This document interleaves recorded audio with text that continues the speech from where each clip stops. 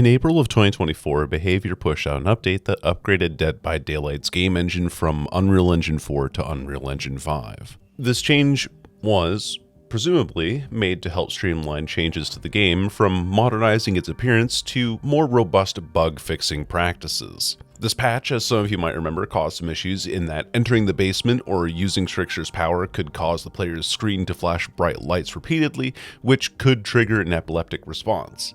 8 days later, this bug was fixed in a micro-emergency patch, which was then immediately overshadowed by another bug that was prominent at the same time, the desync and horrible rubber banding bugs. These problems were also compounded by the fact that not even 2 months after the swap to UE5 was made, Behavior axed 95 employees from its workforce, and this included the person who worked on the teaser promotional material for the All Things Wicked chapter that released in March, citing unprecedented competition as a motivator for laying these individuals off. Keep this in mind, because the shortened workforce has been a key factor in how things have unraveled thus far. Map-wise, the Underground Complex was especially notorious for desyncing the game between players. Survivors and killers would see different tile sets or be in completely different rooms on their own screens. Because of this, survivors would get hit by killers that they couldn't see, but in the client-side version of the game, the killer could see them. A week passed again, and this bug was fixed, but it actually wasn't until 8.1.1a, 3 months after the switch to UE5. 8.1.2 was the first patch in memory that had fewer than 5 listed bugs per category, which was uncanny, but it really spoke to how good we had it back then compared to now. Patches around this time also featured several number changes to underutilized perks, diversifying loadout options across the board. The good times could never last though, as 8.3.0 saw the release of Deathslinger's Blighted Bounty Hunter skin, which had a weapon sight that looked like this on release, and initially you could only unlock this skin for $15. Thankfully, the visual bug was fixed in the following patch, though the gun is still bulky and inaccurate like all of the other cosmetics are. For these first few months after the change, it would seem that Behavior's UE5 update was being used as advertised. Bugs came up and they were quashed alongside the regular updates. Perhaps a bit slower than some people might have liked, but you have to remember that this game is coded to run on the Nintendo Switch and the PS4 alongside modern PCs and consoles, and that's a lot of coding work. That being said, the update felt neutral at best, as in the upgrade to Unreal Engine 5 also seemed like it wasn't the sweeping positive change that it was made out to be. I obviously can't speak for the back-end development, but on average, the number of new bugs per patch remained roughly the same throughout the remainder of 2024. Houndmaster was released 7 months after the swap, and she's still consistently buggy now, an entire year later. Around this patch, or maybe even slightly before it, Deathslinger lost the ability to shoot underneath the snowcat on Mount Ormond, but oh well. I'm sure this bug will be handled swiftly because Dead by Daylight is coded in Unreal Engine 5, the new game engine that is supposed to be in place to allow them to address bugs quickly. When it comes to Behavior lying to its community, this is the first instance I can think of. They made a placating, reassuring statement that they had something in place that was designed to help them put their best foot forward, only for that statement to ring empty and hollow several months down the line, and then it was 2025.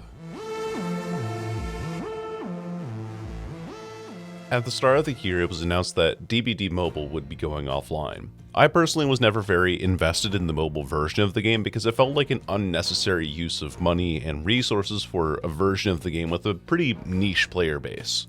I'm sure that many people enjoyed it though, and for some it was the only way they could experience DBD since a phone is more versatile and widely used than a home console. There were a lot of neat mobile exclusive skins that have slowly been getting ported over to the live version, and some neat alternate Mori animations like this one for Deathslinger. But as far as March 20th of 2025 is concerned, it is virtually impossible to reconcile anything from that game. As compensation, Behavior did offer a welcome package to anyone moving from mobile to console or PC, though it did seem a bit insulting for these players to get a welcome package and not equal compensation for their time. According to the FAQ page, which I had to pull up using the Internet Archive because the original link is dead, some regions in Asia offered refunds according to local laws, while European regions had a 14-day stipulation attached.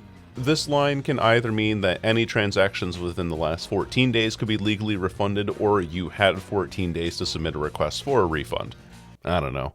I live in the United States of America, where we get nothing because our laws do nothing to protect consumers. I understand that DBD Mobile probably wasn't the most popular way to play the game, but I think its sudden closure speaks to a pattern of mismanagement that largely defined the remainder of 2025. This mismanagement was further highlighted by the introduction of February's roadmap, announced roughly a month later. Posted on February 17th, Behavior promised a handful of improvements to the game within these timeframes, and truth be told, a good majority of these have been implemented. We got the Abandon feature, which has helped survivors leave games quicker when they are met with an unwinnable endgame. We got a Gamma slider, map offerings were shot dead, survivor spawn logic became more consistent, bulk blood point spending was added, we got 7 perk presets, maps and keys were reworked into more interesting items, keyboard and mouse support became available on console, and we are finally getting the ability to change the color of scratch marks in the 9.3.0 PTB. However, a lot of these changes, as welcome as they have been, have also come with their own set of weird drawbacks, not to mention that the systems that were changed largely affect systems that are separate from gameplay entirely. Secondly, I feel a little embarrassed saying this, but it's laughable that we got a setting that affects Gamma 9 years into this game's life cycle, especially considering that the lighting in this game is so poor that content creators have relied on third-party filters for years to make the game visible for their audience. Praising DBD for these changes feels more like a sigh of relief that they finally did the thing that we had been hoping would have happened years ago. Past that, well, we'll get into the rest of these later, but what I will say for the time being is that the only two we haven't really heard anything about have been the MMR updates and the prestige rewards. To my knowledge and general research, neither of these have been remotely addressed, though I guess we could point to the line of plain text that states that dates are subject to change based on development needs. Above that, there is the line that reads, including bug fixes for long-standing issues, of which we haven't seen in any major capacity, like how the night is still buggy as shit, and a lot of which were introduced early this year and have seen no movement in at least 6 months. As much of a meme as it is, I started noticing a lot of the problems with present DBD started to pile up around Kaneki's release. Kaneki is a controversial character, no doubt, between survivors hating playing against him, diehard fans saying that they hate anime being in the game, and dedicated mains having constant catfights with each other on Twitter. Kaneki is a good addition. Oh my god, will you shut up already? Kaneki is a good addition to DBD in my opinion because of how he challenges a lot of what we have known about the game for the past 5 years. Ever since 2020, Blight and Nurse have been considered the undisputed king and queen of the killing game up until Kaneki was released, whereupon he challenged that title. He also happened to be a perfect response to the ever-present Hold W strategy, and Hold W basically means that the survivor will run in a straight line to the next resource, drop it or vault, then keep running with little strategy in between. The reason why killers are upset as survivors are playing the game in a way that wastes the most time is because it leaves little in the way for interaction for playing around the established obstacles of the game. Why gain gratification from learning to run a loop correctly or intercepting a survivor when the survivor hoofs it in a straight line? Half of the time, I see people drop pallets and run, which in turn feels like the lowest denominator way to play the game. You're not even checking to see if I'm breaking the pallet. How mindless can this chase get? Anyway, Kaneki prevents this from happening because if you leave a loop to go out in the open, you are dead within seconds. I wonder why survivor players hate playing against him. Besides that though, there were some very annoying things about Kaneki's release, like the kidnap exploit that mostly capitalized on a broken vaulting interaction. When this killer released, survivors started running the perk made for this again, which, as a Deathslinger player, I will forever hate this killer for. It also doesn't help that, in tandem with Kaneki's release, I encountered the first of Deathslinger's most frustrating bugs to date, the hit reg bug. I distinctly remember the first time it happened to me. I was playing on the game in the Blood Moon event queue that followed Kaneki's chapter, fired a shot into a group of survivors, heard the impact sound effect, but the chain didn't connect. Since then, I have encountered the bug a countless number of times, though admittedly far less recently, with no real rhyme or reason between when a shot does or does not land. Behavior says it's a ping issue, but I get a constant 30 or less ping to my server. From what I understand, it's a server desync issue, which has been a problem for a while now, given that nearly every match is guaranteed to have a server stutter of some kind. In most of the clips that I have seen of other Deathslinger players getting this hit reg bug, they are often, but not always, shooting through narrow gaps or over something. My only guess is that the server desyncs and misinterprets where the survivor's hitbox is in relation to the obstacle that it's sitting behind, but it's never consistent. It doesn't explain shots like these ones either. Shooting through impossible gaps is the name of the game for Deathslinger. It's what gives him his lethality, and seeing that precision be rejected because the game isn't functioning properly has been extremely irritating. And even then, Huntress's axes, which are far less precise, have also been suffering a similar issue since around the same time period, so this isn't something that I'm bringing up only because it affects my favorite killer, I just happen to know the most about him.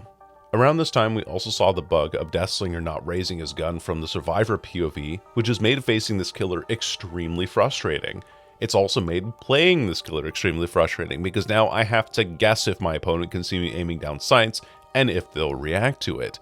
I have now developed the extremely bad habit of over-adjusting my aim at long range because I am guessing that somebody will dodge based on the audio, but most of the time I end up missing because I assume they don't see me aiming down sights. Other long-standing bugs, but 8 months isn't long-standing enough. People will give birth to children and completely change their family dynamic in 9 months. I will have grandchildren by the time that Deathslinger's bugs get fixed. The cynical part of me says that behavior doesn't acknowledge a character when they're not popular or statistically problematic. Pop quiz. When was Springtrap's power adjusted last? If you guessed 9.0.2, a patch that came with nerfs and buffs to various add-ons, which came out in July, you would be correct. Statistically, no longer problematic. Objectively, no longer the most popular kid on the block. Speaking of popularity contests, on the 20th of March, ironically the date that DBD mobile servers were shut down, we had our last communication about the upcoming Trickster update. And we did get a very small glimpse of it again a few weeks ago during a developer stream, but there's practically zero difference between these messages. We didn't like our original direction 8 months ago, to we think we like this direction as of a few weeks ago. Again, I will have grandchildren, and I will raise them to hate Trickster as much as I do. If the Kaneki release and various killer bugs weren't enough to add on to this nothing burger statement though, Dead by Daylight also announced that it would be losing a hold of the Hellraiser license. The assumption is that the rights to the product were repealed due to the IP returning to Clive Barker, and that Barker assumedly didn't like how Park Avenue Entertainment had handled its induction into DBD. Whatever the case, the Cenobite is no longer available for purchase through DBD directly, and buying an account with the DLC can easily run you hundreds of dollars. We've seen this happen before with the Stranger Things license, but truth be told, the circumstances surrounding the Cenobite feel a lot more personal and finalized. To catch the newcomers up to speed, Clive Barker was set to recapture the rights to the property on the 19th of December 2021. The Cenobite's final teaser for Dead by Daylight was released on August 17th, 2021, followed by his full release 3 weeks later, on the 7th of September, close to a mere 3 months before Park Avenue was set to lose the intellectual rights. An indicator that this particular chapter was rushed was that this was the third killer to release with no accompanying survivor, and the first in 2 years since the Ghostface in 2019, with the other being Bubba in 2017. There's probably something to be said here about how behavior rushes and mishandles a lot of promising licensed content, but I'm gonna pass that by for now. A month later, Behavior puts out a tweet stating that they had worked with Boss Protocol over several months to adapt in-game models for use as NFTs, with a reply tweet stating that Park Avenue Entertainment and Boss Protocol are great partners and it's been a pleasure to work with them. The website that the tweet directs to is no longer functional, with plain text requesting that you send inquiries to this email address. That seemed to have gone over well. My memory of the NFT era of the internet was that it was all one massive Ponzi scheme that made graphics cards unobtainable for years, but the people that benefited from the eventual rug pulls made off with untold amounts of money, with the only widespread recompense being the deserved downfall of Sam Bankman-Fried and the FTX coin. A scam, as some people might call it. If I were to have my own intellectual property used as a way to make a quick buck by sloppily rehashing something that I designed to a system that is proven to fail after tanking people's bank accounts, yeah, I'd want nothing to do with that either. These tweets, alongside Scott Cawthon supposedly saying that Dead by Daylight was his preferred game to introduce his own IP to, really makes me think that Behavior isn't looking out for themselves when it comes to trying to implement high-demand topics, and that they'll kind of do whatever the IP asks of them.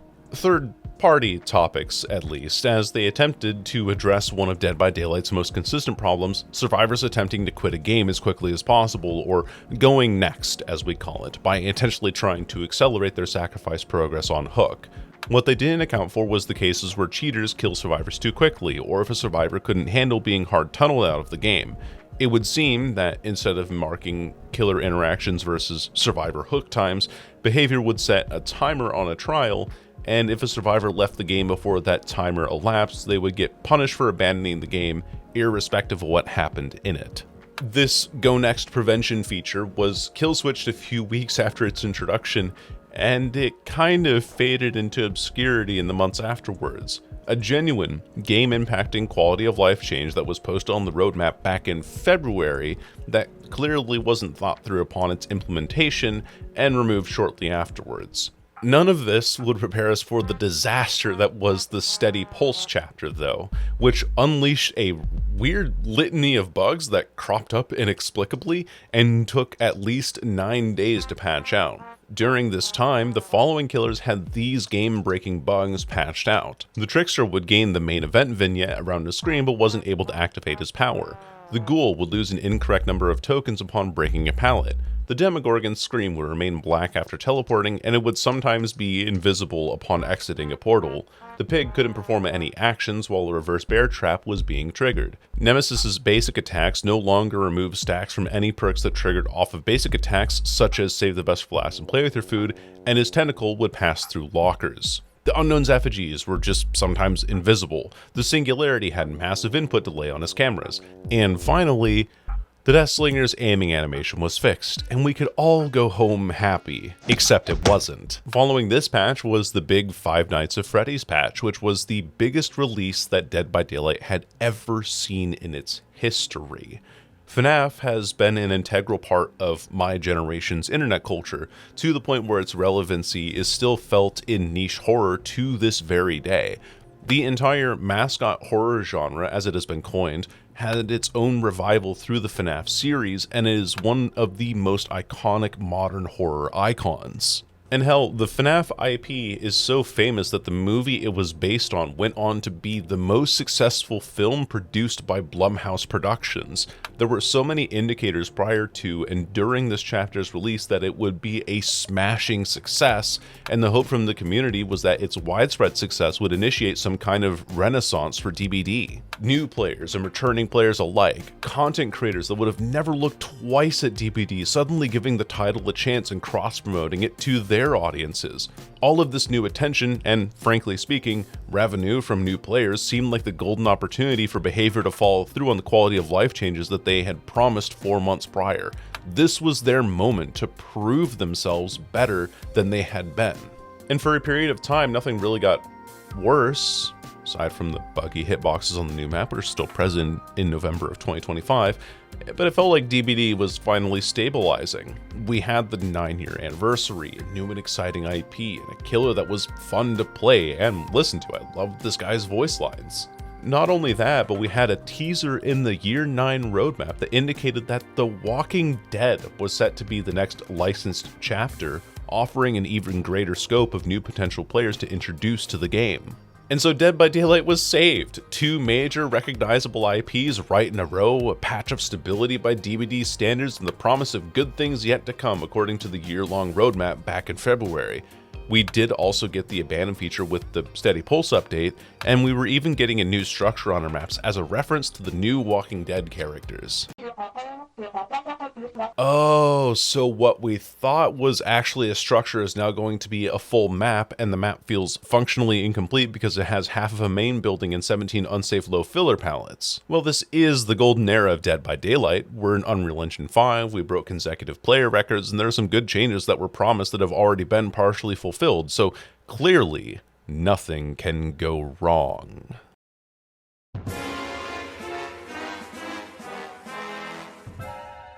If there was any patch that widely confirmed the magnitude of behaviors mismanagement, 9.1.0, the Walking Dead patch, released on the 29th of July 2025, was by far the most blatantly incompetent patch I have seen for this game since the Binding of Kin in 2021. And this one hurt more than the release of the Twins because we were supposed to be in this era of reparation, and this patch basically said that they had learned nothing. What was then communicated in turn was that behavior was perfectly content with appearing functional so that they could siphon money out of the wallets of new players who joined for their biggest release to date while doing next to nothing of making sure that those new players had reason to stick with the game aside from sunk cost fallacy. When you load it into a game, you are greeted by a big, ugly metal crossbeam, which I know that some people are going to say, oh, but that's our wholesome Chungus emotional support beam. And that was in the upper left corner while you were on the offering screen. You didn't need to dig particularly hard to find this bug. All that you had to do to see it was play one fucking game and realize, oh right, that's not supposed to be there.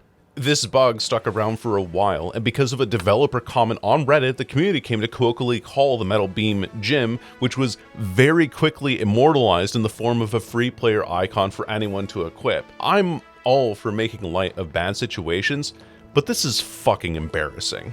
The other thing that's embarrassing is that we were so gung-ho about adding an icon about oopsie poopsie, we're fucking incompetent, but have completely failed to follow through on a myriad of cosmetic changes that occurred on or around or even leading up to this patch. During the Springtrap patch, there was a bug where if Springtrap grabbed you in his doorways, your survivor would be shown with their default cosmetics and their facial animations would completely bug out. The rift that included this night skin was also supposed to include an icon, banner, and charm featuring Elodie that was absent from the paid track and still hasn't been released 3 months later, but we had enough fucking time to make one of the biggest, most embarrassing blunders into an icon. During the Springtrap reveal panel in May, we were told that the Singularity would be getting a texture update to his community cosmetic skin. That hasn't happened. 6 months later, the Skull Merchant was supposed to get a rework at some point during this year, and it has been supposedly canned, despite being initially touched on in March. Hattie Carr was supposed to get this cosmetic according to the 2024 cosmetic contest, and we have heard nothing of it since September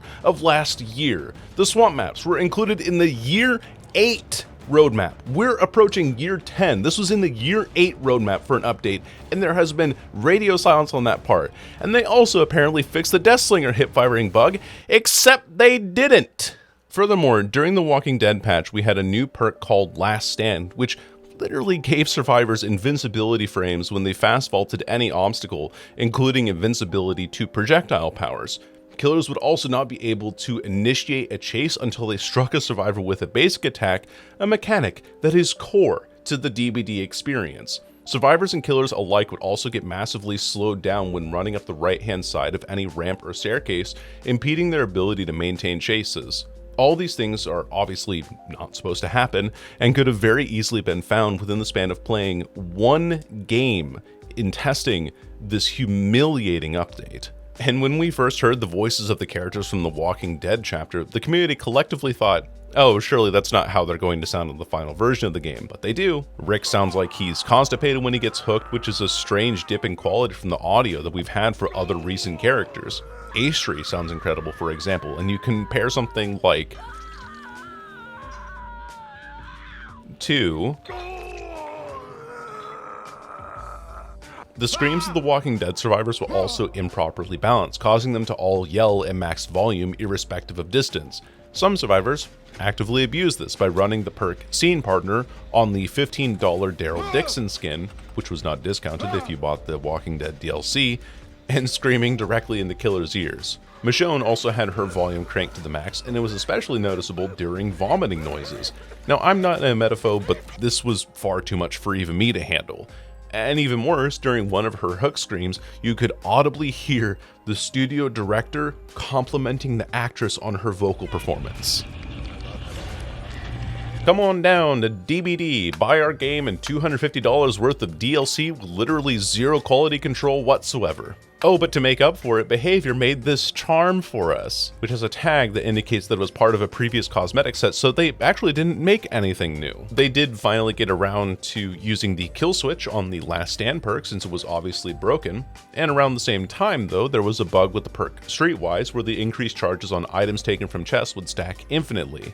I even tested this in a custom match with a friend of mine, and sure enough, I could get infinite heals from a random brown medkit. However, because infinite heals and infinite toolboxes weren't considered game-breaking at the time, one of DBD's community heads openly stated that this did not meet kill switch criteria. It was around this time that I made my video about Deathslinger's bugs that are genuinely game-breaking for both sides and should be addressed, but Deathslinger, I guess, isn't game-breaking enough to meet kill switch criteria. Enjoy another 7 years of Dick Slinger, you peasants! Streetwise is eventually kill switched after an overwhelming wave of negativity from the community, but holy hell, it did not need to come to this. Talk about a 1-2 punch combo of the most devastating downfall following what looked like the brightest period in Dead by Daylight's history. And then there was the stream with Chandler Riggs, a clean right hook to knock DBD out, a blow from which they haven't fully recovered from ever since. You can't find the official VOD for this event because it was such an embarrassment for all parties involved, but I can summarize it for you. In an effort to promote the new Walking Dead chapter, which had already been out for a month and was a disaster, Behavior invited actor Chandler Riggs to play Dead by Daylight with some of the community's top content creators.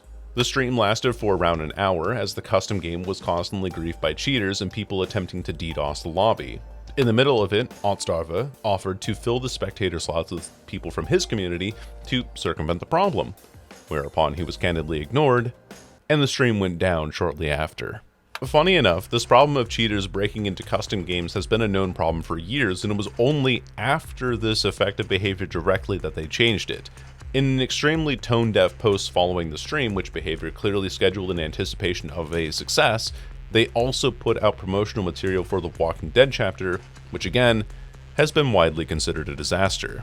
I also feel like they only made a public apology post after the community called them out for it, though at least they said something, right? Well, a few days later, they made a lengthy video that attempted to address the cascade of controversies and bugs that has plagued this game since, well, the start of the year. In said video, they said that they were going to push back all of the content they had planned for the end of the year by about 2 months to allow for more bug fixing. And my skepticism is mirrored in a tweet by Hens directly underneath this post, which points out how this was what Behavior said they were going to do at the start of the year, and how things have largely only gotten worse as time has gone on, especially within the last couple of months.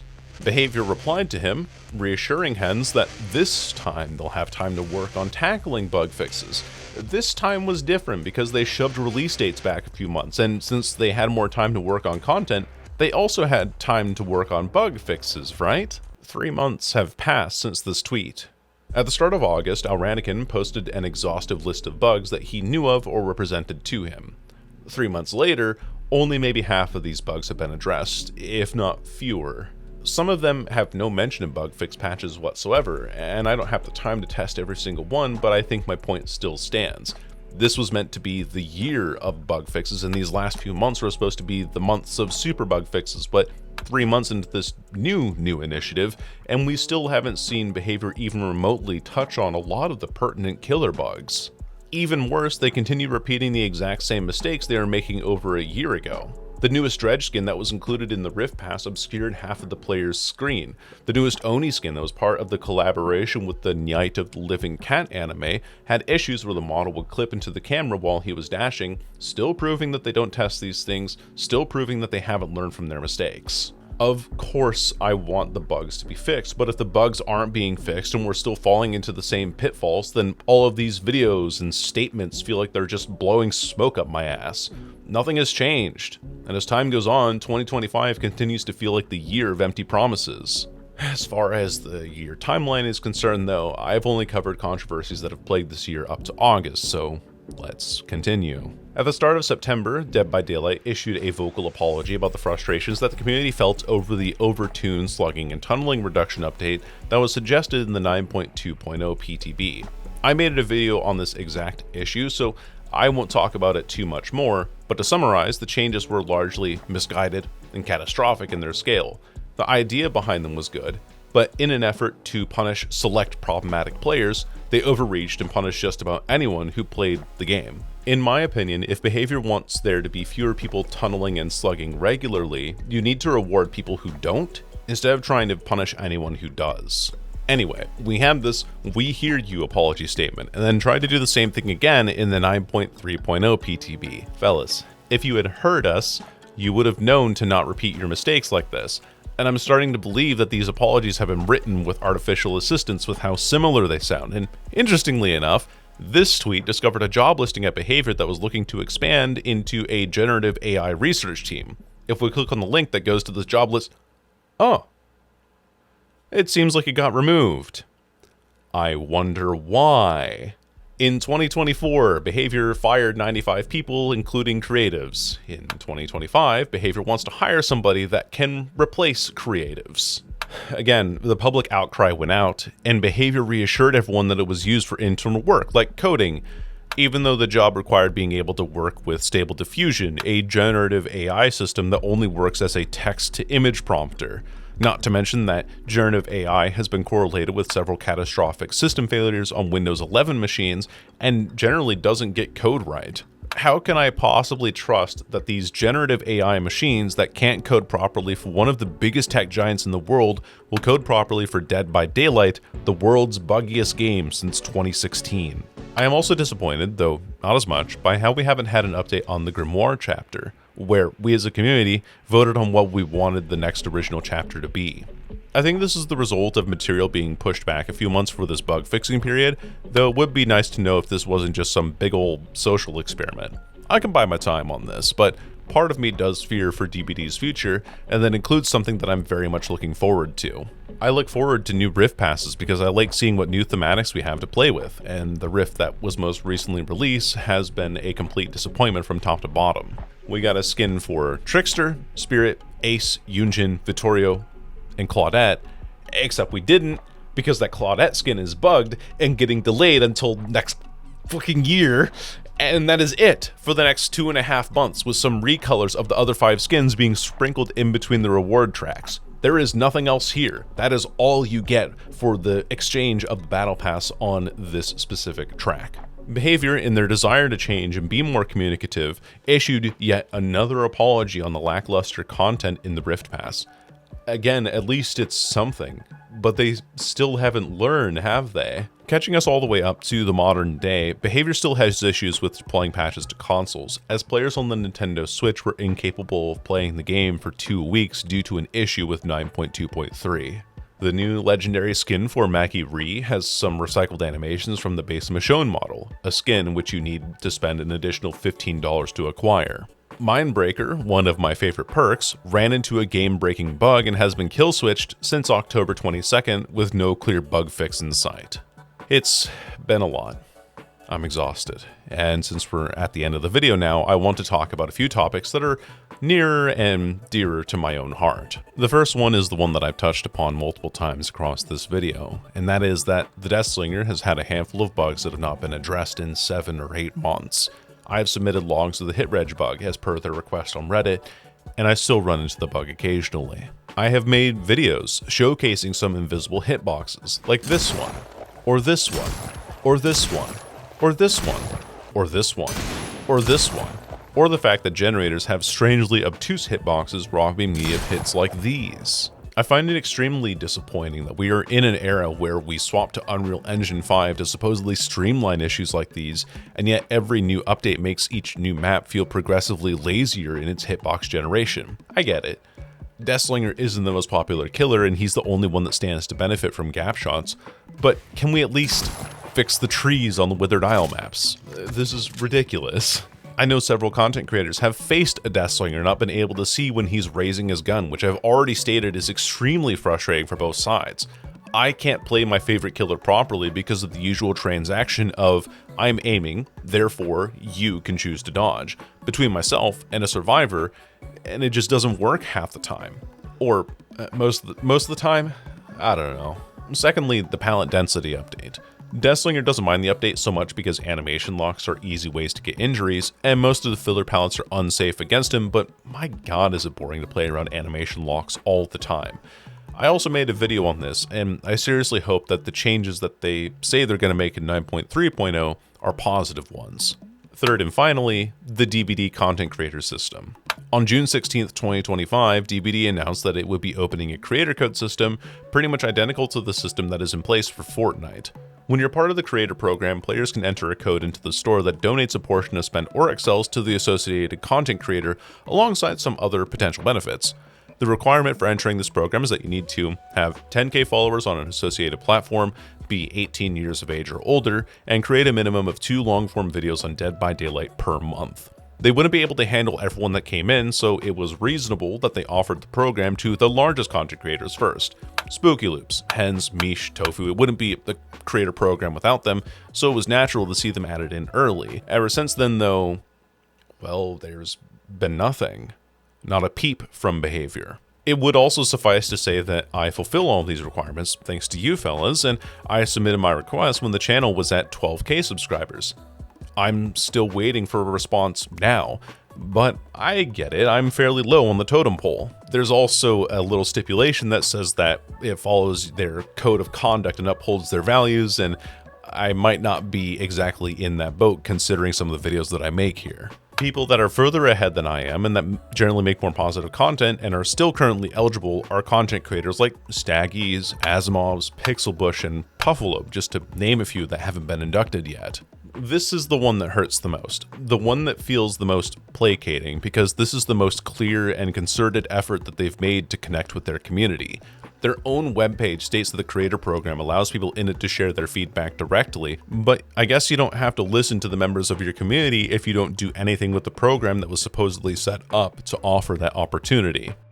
I know I'm shooting my chances of ever entering the creator program by constantly making videos like these that are openly critical of behavior's decisions and the game of DBD. I like this game, and I genuinely think that DBD has immense potential, but I'm constantly let down by how much of that potential is wasted on mismanagement and empty promises. I can't help but be direct about what irks me about this title that nobody else has been able to replicate. In order to stop piling on the misery though, I want to make this the last video of this negative trend and start focusing on some other fun things to do with DBD, because let's be honest with ourselves, 2025 has been an absolute disaster year for Dead by Daylight. You don't need me to also tell you just how bad things have been, but I hope this recap helps explain why we might all be feeling collectively burnt out right now. And the crazy thing is that behavior does do some good things, like how Arella's outfits were used to donate over 300,000 Canadian dollars to a children's hospital in Montreal.